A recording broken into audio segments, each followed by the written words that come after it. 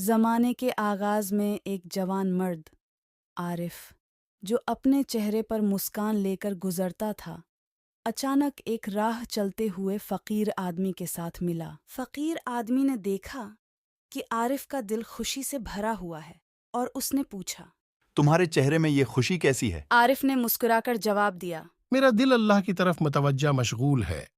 میں نے اسلام قبول کیا ہے اور یہاں میری خوشی کا آغاز ہوا۔ فقیر آدمی حیران ہو کر پوچھا، تم نے کیسے اسلام قبول کیا؟ عارف نے اپنی داستان شروع کی۔ میرا دل ہمیشہ سے اکھیڑ گزرتا رہا، لیکن ایک دن میں نے قرآن پڑھا اور اسلام کی حقیقتوں کو جانا۔ مجھے محسوس ہوا کہ میری راہ ہوشیاری اور محبت کی طرف ہے۔ عارف کی کہانی میں رنگ بھرنے لگا۔